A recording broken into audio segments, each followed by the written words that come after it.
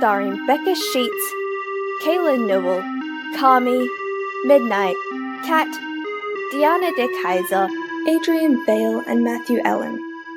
Absurdity Ascents is written by Emerson Arriety and narrated by Bean. Because she only has one contact, most of the emails Dallas gets are subscriptions and spam, but she decides to check it before leaving anyway. London comes into the living room to see her sister lying on the couch typing away at her phone. Aren't you supposed to be packing for our trip to the Universal Council? I'm just checking my email before we leave. I don't think we'll get reception in space. You should at least pack first. It'll only take a few. London, there's chainmail in here. Delete it.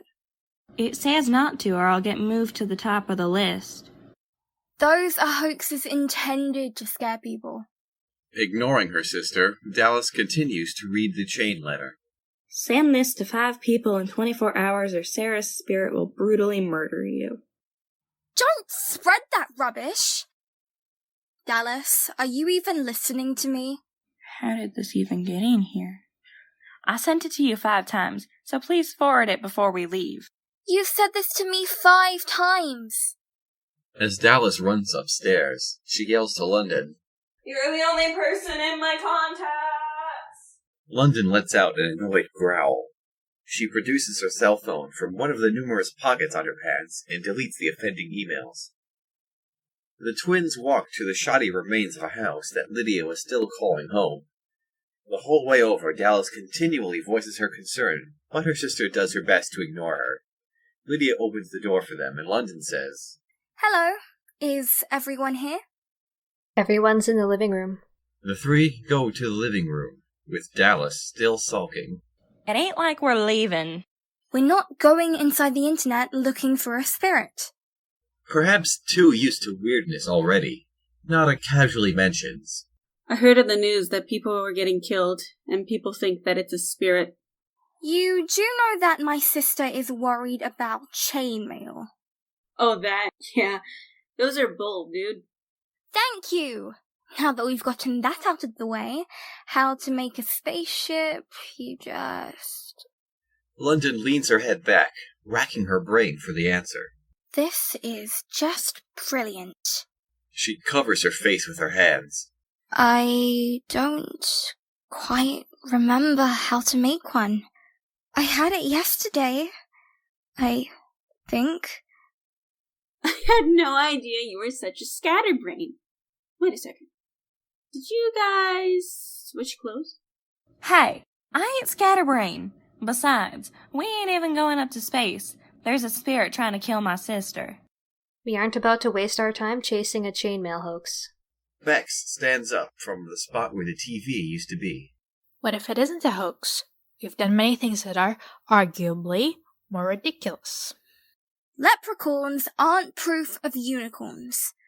Enough of this rubbish now. I need to focus on trying to remember how to build a spaceship. London paces around the living room. And it's not like I'm scatterbrained.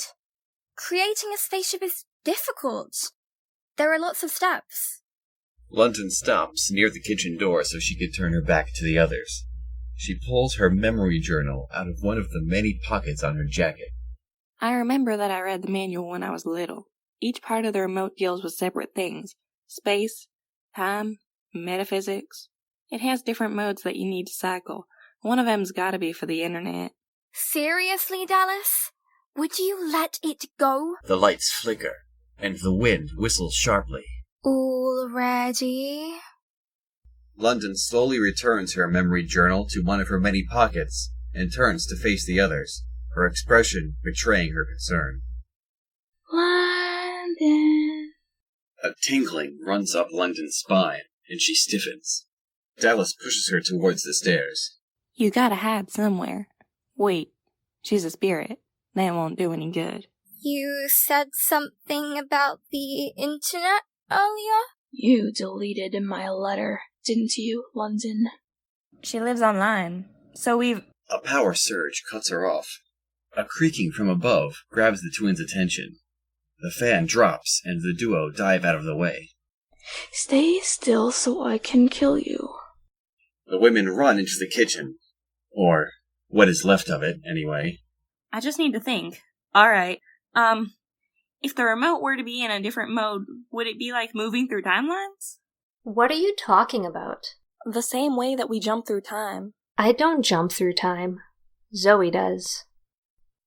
Just press mode, then type 4, 6, 8, 3, 7, 6, 3, 8. Now press OK. Lydia does so. Are you in a different mode? Yes, I am now interacting with the internet. Even Dallas is surprised, but a smile spreads across her face. The windows shatter, and everyone drops to the floor. What do we do now, Dallas? The way that you move through time won't work, so try selecting us and moving us to the internet. You're not making any sense. We need the internet to be a place, like a computer connected to the internet would work. But if you point at us and select us, then, use the arrows, you should be able to move us into the internet. I get the feeling you're making this all up as you go. I have to try something. Where are you, London? You can't hide from me. From the center of the huddle, Zoe wonders aloud. How are you going to connect to the internet with no power? I can connect to the internet. I'll get internet from somewhere where the power's still working. How does Chickamauga sound? The house shakes with the force of an earthquake as Demo starts speaking inaudibly. Bexs yells something, but nobody can hear what it is over the rumbling. Demo gives the others a thumbs up, signaling, well, I'm not sure exactly, and neither are the others. Demo tries again, this time pointing to the remote before mimicking using it.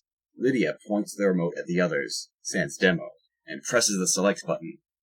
They are, well, selected, and she floats them towards Demo. She presses the enter button, and they all disappear. The 5 reappear in an area of white grass, cluttered with advertisements floating everywhere within sight. Did she seriously just put us inside the internet? I think so. Nada looks disapprovingly at the ads. She doesn't have an ad blocker? Does she need the full version for that too? She doesn't seem to have very many features. I suppose they want to irritate her until she caves and buys the full version. That's a pretty shitty thing to do to somebody. What I wouldn't give to be as good as Demo and still not be at my best. Kinda gets to you being surrounded by all the badassery and only being us, huh? Huh? Oh, yeah. Us normal humans gotta stick together. Nada looks towards Dallas, who is heading towards a bridge. Not really sure what the hell those two are, though. I could think of many things to call them. None of them particularly nice. Nada laughs. Dallas calls out to them. There's a bridge over this way. After Nada and Bexs catch up with the other 3, Zoe asks Dallas, What is it that we're supposed to be doing? Finding the spirit. But I don't know how to do that. Excuse me, ma'am. I couldn't help overhearing your conversation. The voice startles the women. They are startled even more so by the appearance of a small, ugly creature poking its head out from underneath the bridge. You sound like you have a problem. Fighting back her initial disgust, Bexs says to him, Yes. Do you think you could help us? Yeah, I think I could. Well? Well, what? Well, help us. Ma'am, I said that I thought I could. I didn't say that I would. The creature grins. Nada snaps. You better stop grinning before I knock that look off your face. Now there's no need for violence, ma'am. I know exactly how to find Sarah's spirit. But I'm mighty thirsty. Dallas takes Zoe's Pepsi from her. Hey, I might need that. Besides, I don't think you should be feeding that ugly thing. You're one to talk, sir. London sneers. I don't see the harm in feeding him. Dallas moves to feed the creature, but London grabs her arm. Dallas, I think that's an internet troll. A look of insincere hurt befalls the creature. Ugly thing, internet troll. I have a name you know. It's Humphrey. London jumps in surprise. Oh yeah, you can't whisper on the internet. Nothing you do is truly private. Now, about that Pepsi. It's just a Pepsi. What if I need that? What if he's the only one who can help my sister? Don't forget Emma and Lydia are outside fighting Sarah's spirit right now. Speaking of them, Demo and Lydia are huddled under the table. Wires are sticking out of the walls, sparks are flying through the air, and the toaster is charging across the floor towards them. Demo puts her fist through it, putting a swift end to its nefarious plans. Back at the bridge, they continue to decide whether or not to give Humphrey the Pepsi. I don't trust him. He's probably not going to lead us anywhere. He's not going to do that. Nope. I don't like Sarah's spirit either. She's been killing people for 5 years.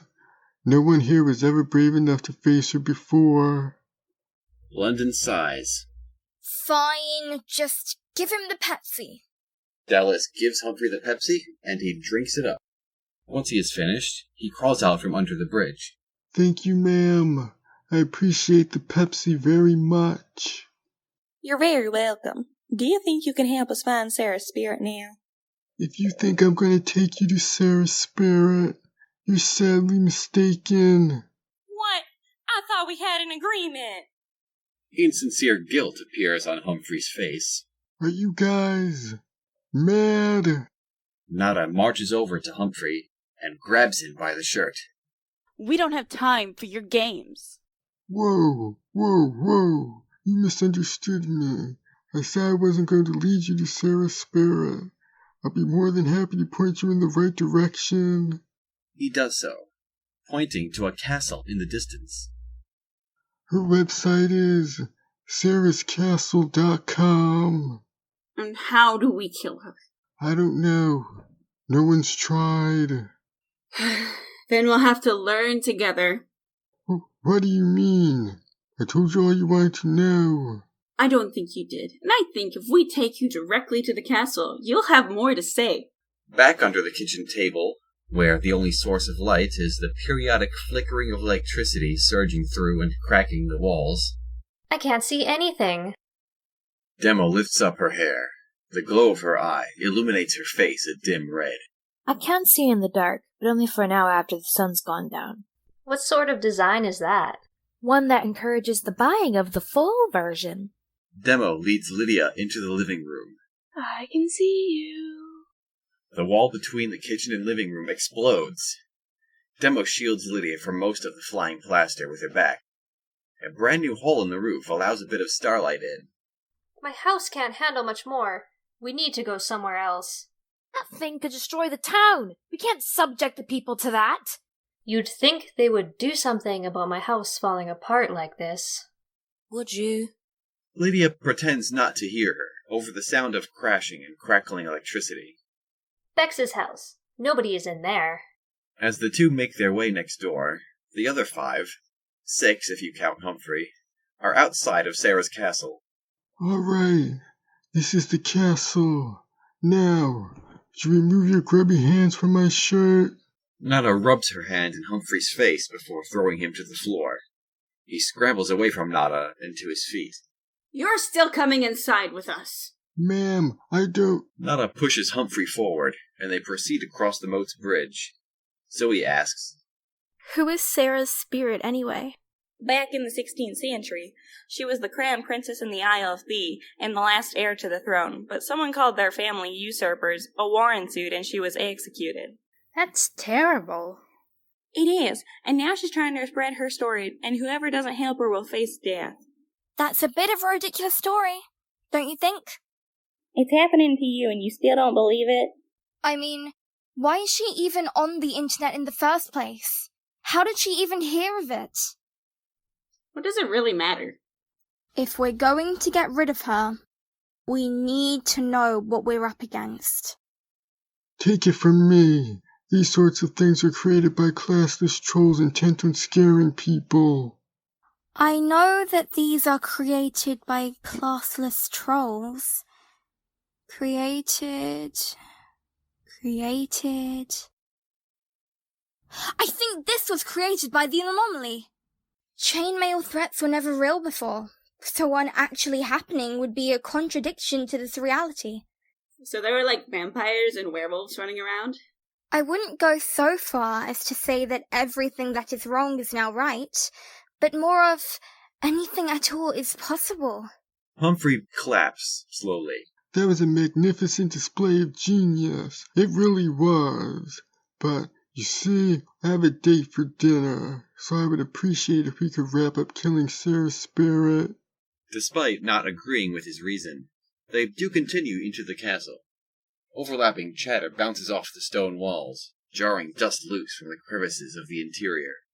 What sort of website is Sarah's Castle? It's an internet forum where people talk about myths and legends. A vampire bat drops from the ceiling and swoops over London's head. It makes a 180 and shrieks at her. I can see you. In a dim corner of the castle, a trio of red eyes glow. A growling group of wolves emerges from the shadows, and the women huddle closer together. Outside of the internet, Bex's door is no match for the foot of a 2,000-pound gynoid-human hybrid. Once she and Lydia are inside, Demo tries to close it, but it doesn't stay. You can't hide from me forever, London Atlantic Bach. Can't she see we're not London? Why is she still chasing us? How should I know? The outlet of the TV bursts, and Demo and Lydia run into the kitchen, where they find Sienna hiding under the table. Demo gets down on her knees and crawls towards her. It's okay, Sienna. It's just me. Demo scoops up the shivering dog and pets her. Lydia asks the remote, Can't we do something about her? I am unable to directly destroy animals. What if we trapped it? You would first have to drive it out of the internet. Probably should have figured all this out before we sent them into the internet. That would have been most wise. They're on a forum at sarahscastle.com. We can talk to them on there. Lydia fishes out her cell phone and walks next to Demo for better reception. She signs up for sarahscastle.com and logs in. What is this? The forum is updating in live time. My message is going to get lost in there. Send one anyway. See if they get it. I did. It disappeared in seconds. One of us has to go in there then. I can't, because I have to guide the people into the internet. You can't, because you have to connect to the internet. They both find themselves looking at Sienna. Back inside the castle, the wolves' feet clap against the stone floor. London and Dallas rush forward to intercept them.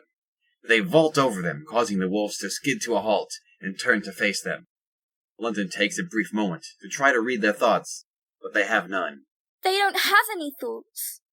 Split up. If only one wolf chases you, fight it. As the wolves close in on them again, the twins jump to opposite sides. However, all of the wolves converge on London. They're all after me! Of course they are. They're working for Sarah's spirit. One of the wolves jumps for London, and she ducks under it. The second wolf collides with her, and they roll across the floor. She grabs onto its snout, barely keeping it from biting her neck. Dallas tackles the third wolf before it can jump onto London. It struggles against her, trying desperately to get to London. Everyone, attack them! They'll only focus on London. Nada is the fastest to respond, intercepting the first wolf and wrestling with it. Zoe and Bexs look at each other before coming to London's aid. Humphrey looks both ways before taking off in the other direction. Kill her. A massive sea of vampire bats falls from the ceiling, swarming towards London. London, run!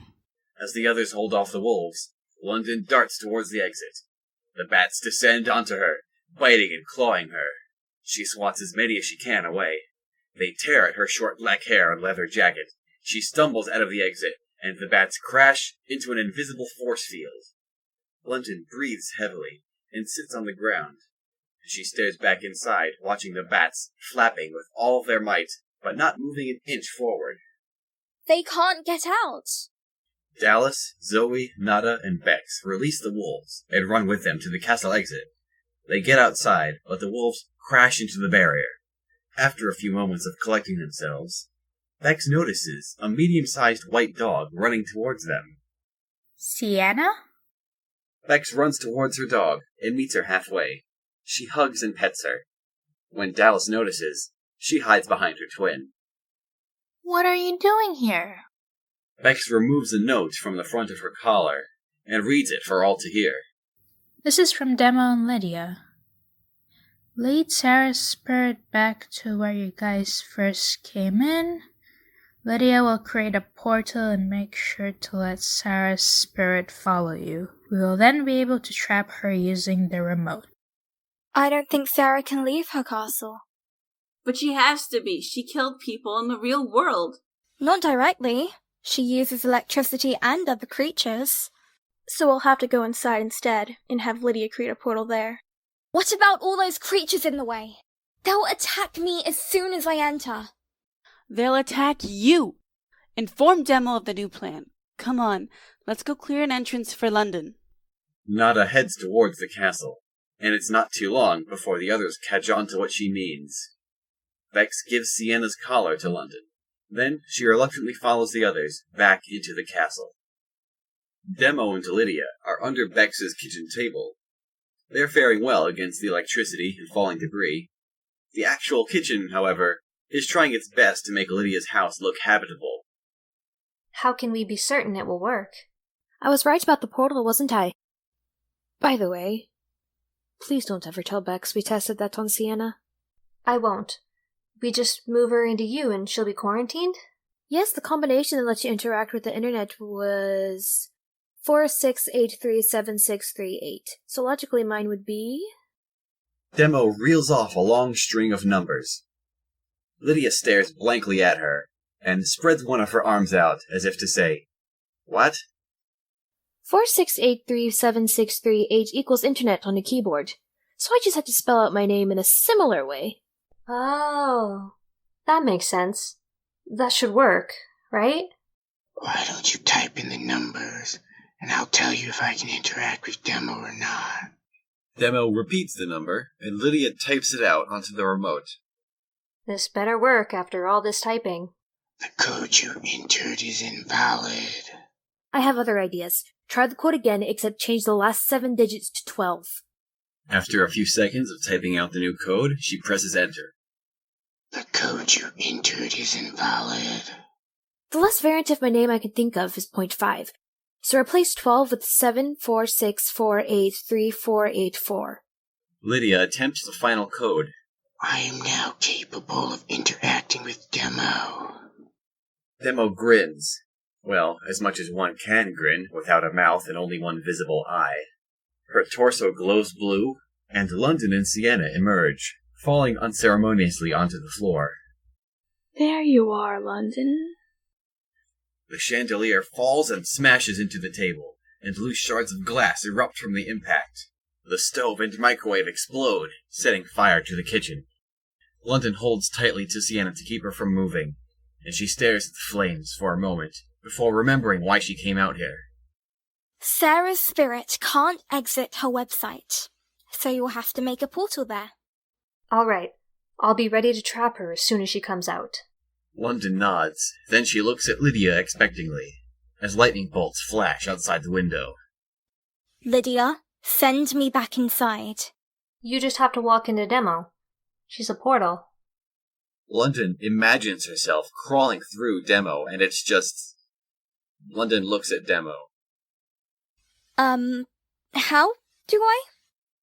Just crawl through. It's fine. London looks at her again, hesitating. She closes her eyes, and then she leaps through Demo. She makes her way back to the castle, and she steps over unconscious vampire bats and wolves on her way to standing beside the others. Sarah? I will kill you, London. Your time has run out. I'm right here in your castle. Your creatures were no match for me. A portal opens at the side of the room. London points to Zoe and Bexs and gestures her head towards the portal. They go towards it, and Dallas and Nada go to either side of London. You will die. Your threats have no meaning if you don't have any means to carry them out. From the shadows of the castle, a translucent teenager in a bloody medieval dress emerges. You dare not forward my email. You dare insult my threats. You dare live after I've condemned you to die. Sarah's spirit flies into the air and then swoops downwards, soaring towards London. Dallas and Nada grab onto her and spin her around. They hurl her across the room towards the portal. Sarah's spirit glides past the other two and takes a wide turn to get back on track. Nada and Dallas follow behind her while London leaps through the portal. London rolls across the rubble of the kitchen, and Sarah's spirit swoops in behind her. The spirit points her hands in either direction, and knives and forks rise from the cabinets. Die! The silverware zip across the room. London flips through the air and onto the counter to avoid them. The assault ceases briefly as Sarah's spirit gathers more silverware. London waits for her to launch them, before jumping gracefully through the air and landing on the table. Below her, Dallas and Nada have emerged, and Lydia is replacing the batteries as fast as she can. A violent shake of the house causes her to drop the old batteries, and for London to fall off the table and onto her back. A large knife is drawn into the air and hovers over her. Die! The knife stabs down, and London rolls out of the way. It stabs again, and London narrowly rolls left, and again she rolls right. Then once more, the knife drops, stabbing her through the shoulder and pinning her to the floor. London cries out. The knife is ripped from her shoulder, and she cries out again, and holds tightly to her shoulder as the knife floats above her. Lydia jumps from under the table and fires a purple beam at the spirit. She dodges, and the knife falls, and London is able to swat it away. As she climbs unsteadily to her feet, a chair smashes into her and pins her against the wall. Dallas shrieks. Lydia, get her! Lydia takes aim at Sarah's spirit and fires the purple beam again. She dodges easily and swoops towards the knife London swatted. It and several other knives float into the air. This is the end. The chair ceases to press against London, and the knives clatter on the ground. Sarah's spirit slowly turns to face Demo. Century Gynoid Human Hybrid Demo version 1/2. How to delete my email. Demo stands up and runs towards the living room. She yells to the others. I need your email addresses and passwords. Mine is... I already hacked yours. Bexs Jacobs at yahoo.com. Lydia takes another errant shot at Sarah's spirit, who flies through the wall. A chair wedges itself between the open door, so the knives can follow Demo. Lydia and Bexs run after Demo, while Dallas runs to her sister's side. My password is Sienna backwards, followed by the number 4, all lowercase. The chair comes through the door and breaks itself on Demo, knocking her to the floor. That's a horrible password. Run upstairs and I'll delete your message. Bexs runs upstairs as Lydia takes aim at Sarah's spirit. She fires a purple beam at her and she dodges once more.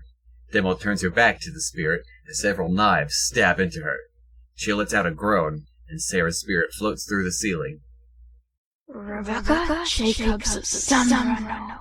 How dare you delete my email? Lydia goes upstairs, and Demo pulls the knives out of her back. She shakes her head and climbs to her feet, dragging herself into the kitchen. Email addresses, passwords, now! thegreatzero@gmail.com. 0 rainbow serial 0. R and C are capitalized. temporalteen@gmail.com. Nada-chance is my password. N and C in caps. London 6182 at yahoo.com. February 1. All lowercase. She's coming after you, Nada. Run out the back door. Nada gives a brief salute before going out the back door. London, I don't think she'll be coming after you again. What if you made another account register to me? All right. Register it to me. No! I got us into this in the first place. Register it to me. I'm made too. You three come into the living room. We need you to make a triangle so she can be a stationary target for Lydia. They follow Demo into the living room. Lydia and Bexs descend the staircase as Bexs replaces the batteries on the remote. I'm going to bring Sarah's spirit back here. I'll make her go after people who are close together so she'll be easier to hit. Lydia nods as Bexs hands her back the remote. She's coming after you, Zoe. Zoe backs up against the wall, her breathing audible. Lydia kneels down by the stairs, and Bexs clings to the rail. After a few moments, the chair crashes through the kitchen door, and knives come floating in after it. Sarah's spirit flies in through the door. Zoe Vanessa Chance, how dare you delete my email? Sarah's spirit turns towards Dallas. Dallas Welkin Bach, how? She turns towards London, but before she can say her name, a purple jet hits her. Lydia drags her towards Demo, and she disappears inside of her. Demo looks down at herself. Did you just put the spirit into Demo? Yes, but don't worry about her. She's just a computer program. Aren't you worried she'll do something to your programming? I've had all my signatures as a child. See? It's quarantined her already. Bexs looks at Demo with uncertainty and concern. If you say so. Nada comes in from the kitchen, breathing heavily. Is she gone? We got her. Now that the threat has ended, Bexs takes notice of the wreckage laid to the interior of her home. My house! Demo puts an arm over Bex's and Lydia's shoulders. I sincerely hope you two have good insurance. Of course, what the pair would come to realize, right about the time they were taking pictures of the wreckage, is that either they admit a spirit from the internet tore their homes apart, or they commit insurance fraud. Both were out of the question for Bexs, but Lydia only decides against it because she doesn't want the tear in reality to be viewed by a third party. As the prospect of paying for the damage themselves set in, across town in their new apartment, London and Dallas are practicing Kwang Nu. You sure you're up to this? Of course I am. Dallas looks wearily at her sister, but nevertheless proceeds with the lesson. London comes at her first, as she always does. Her moves and strikes are carefully calculated. It takes all of Dallas's training to repel her attacks. She's never been able to feel her sister's emotions, at least not psychically. She always wants to seem stronger than she actually is. Dallas catches London's arm and spins around her in one smooth motion. She lays a swift strike on London's injured shoulder and she falls to her knees, grimacing. One of these days, you're gonna learn to listen to me. Dallas helps her twin to her feet. I listen to you all the time. I'm listening to you right now, aren't I? You barely listen to me about Kwang Nu, which is why you ain't no good at it. I almost had you this time. If it weren't for getting stabbed. The stab wound I told you not to fight with? Come, we'll get you something for the pain to help you sleep. I'm fine. I don't need anything. Dallas looks sideways at London for a few moments before heading to the bedroom. London touches her shoulder, causing a fresh wave of pain, and it occurs to her that perhaps, she should listen a bit more to Dallas. And thus we've reached the halfway point of the first season. There's plenty more absurdity to come. The next episode is 1947. Additional voices for this episode provided by Malaki, Naymechan, and Matthew Allen.